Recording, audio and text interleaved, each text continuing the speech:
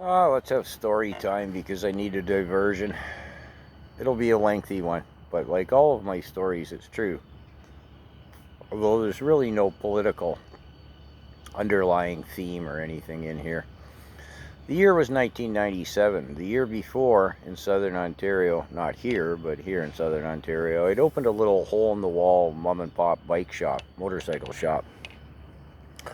Well, I found myself right in the middle of the biker wars. Remember that? Some ugly stuff transpired in Quebec. I won't get into the details. No, I'm in the middle of this.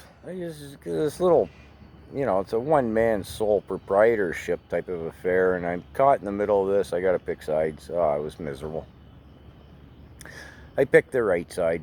So anyways, to move the story along, it's the spring of 97, and now the clubbers, the patch-wearing members, they have to have their bikes on the road. It's a club rule. By a certain date, they got to have their bike on the road or they pay a fine. I don't know if it's daily, weekly, monthly, whatever, right?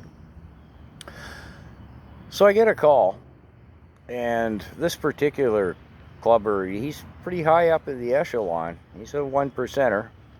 He left his bike at somebody's place in the fall at a party. Late in the fall, and it was sitting in the old bank barn, and could I come and get it running? Okay, it's on the, I bring a work order, you're paying for it. Yep, okay. So I show up.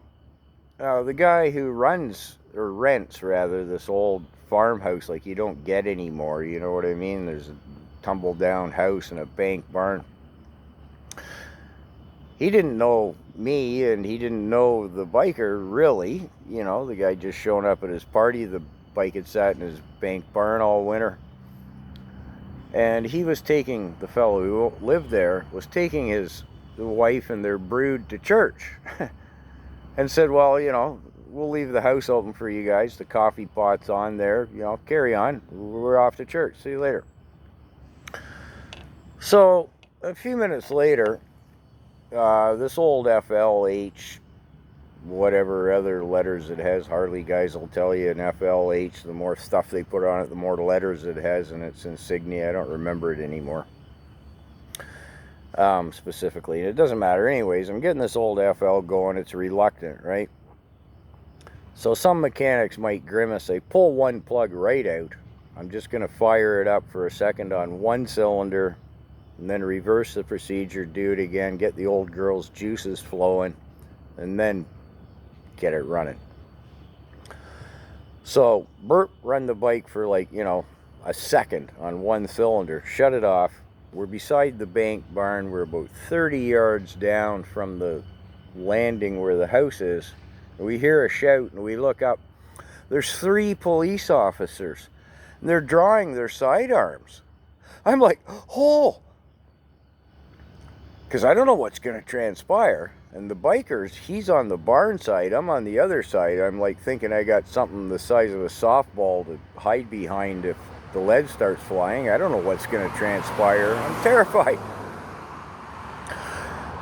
I start breathing again when I look at the biker, and he's got his hands up. He's every bit as scared as I am. And the 3 cops, they're scared. I mean, they've recognized this guy on sight, right? They're like, nobody move. We're like, not even breathing, man. So, anyways, we approach like, please don't shoot us. And they don't quite know what to do with this. They're still, nervous about it all. There's two young males and a young female cop. And the one cop says, well, we got a call. There's a problem in that house. We got to go in the house. And I'm like, well, they went to church. The door's unlocked. I'm sure you're going to go in anyways. But I got nothing to say about the subject matter. He goes in the house. He comes out like 3 minutes later. He's going, well, there's a problem in the house. And we're like, the biker and I were like, don't know. Never went past the kitchen. Don't know. They're at a loss as to what to do with it all. And I'm like, do you want to put us in handcuffs or something, anything? I mean, I'd really be a lot more comfortable if you put those trembling sidearms away. So it's the female cop who takes charge. She says, well, why don't we pat these guys down? I'll put them in the back of my cruiser and we'll run them through cpic. Which my earlier video about cpic today is what kind of got me reminiscing about this. So that's what we do. We get in the back of the cruiser. You know, they've patted us down. And she says, well, I'll run you first to, I won't name the biker, right? And I'm like, no. Because I know how cpic works, right? I'm like, no, don't run him first. Run me first. Please. She's like, no, I've already put him in. He ran for 45 minutes. No kidding. 45 minutes. We sit in the back of the cruiser. They don't list just wants, warrants, charges, and convictions. There's incident reports. There's everything. 45 minutes. I'm sitting in the back of the cruiser going, oh, man, how long is it going to take? It turned into a humorous thing. An old farmer came along and the bikers hitting on her, and I won't get into it all, right? The 45 minutes was, we managed to make it entertaining, but finally, 45 minutes later, the biker's cpic's done running through. She runs me, it goes blip, right? I'm like, oh, can I go now?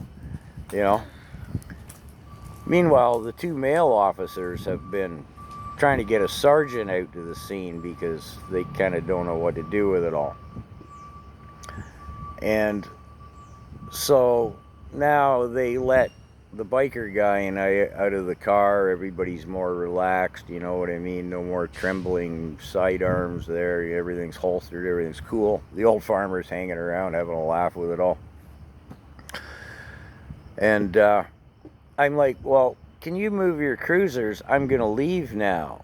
His bike is up and running. And, like, you know, I'm not getting paid. No, we want you to wait for the sergeant. Well, I got leaning on them about that. I pulled out another work order. I said, whose badge number will go on this work order? Because I'm not going to stay here and be unpaid. Period.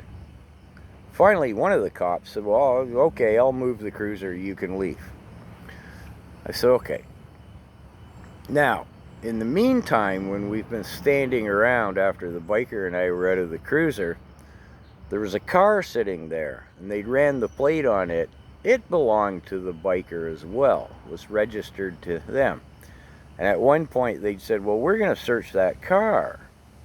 And I could see the biker kind of, oh, dear, right? Well, he can't say anything. Actually, when that transpired, we were still like this, right? The car was full of garbage. And the biker, it had been a pig roast. Yes, I remember now. It had been a pig roast, the party in the fall. And he'd thrown the pig's head and carcass in a garbage bag for his dogs, but had never come back to the party for the bike or the car. And the cop comes reeling out gagging because the car's sitting in the sun. The weather's hot now. Oh, what's going on in there? He's almost vomiting, right? And the biker's laughing. He's going, oh, it's a pig's head. Ha ha. So they decided maybe searching the car wasn't a good idea. So I got a little ahead of myself. I've coerced them with the work order thing into letting me leave. So I'm packing up my tools and the bits and pieces and parts and stuff. I kind of skipped a bit. The bike did get running and whatnot. The cops moved his cruiser to let me out, and the biker's going, take my car. I'm going, no, I don't think so. He's going, well, there's really something in there that's going to get me in a lot of trouble. I'd be really grateful if you took it. And I was like, well, I'm sure you would, and I'd hold you to it, but I can't see as how we're going to pull that past them, right? Like, they're going to tweak on that. So good luck. And off I went. Biker shows up at my shop an hour later on the bike, and he's going, man, if they look in that car, I'm going to be in so much trouble. And I'm like, can't help you, don't want to know. Can't help you, not my affair. Don't know how you're going to get out of that one. And ironically, the 45 minutes of the cpic was so busy, the female cop hadn't caught his license was suspended. They shouldn't have let him drive away, but they did. No big deal. So now, when the guy comes home with his brood, his wife and his brood, all the kids from church, the biker and I are gone, and the cops are there waiting to charge him. His wife had some pot seedlings started in the window up in the bedroom. This was the problem in the house. So, what were the cops doing there in the first place? Well, to this day, nobody really knows, because, I mean, we often, the resident and the biker, although I haven't seen him in a number of years, whenever we bumped together, we'd laugh and reminisce about that. They charged him, the resident of the home, with these plants, right? Which were yay big. On the grounds that the phone box out front had called 911 on its own. I don't know. That doesn't make much sense. The poor innocent in it all, really, was the fellow who lived there, who'd done nothing wrong except his little hatchlings, and if you will. He turned up in court, and the judge wanted to give him time.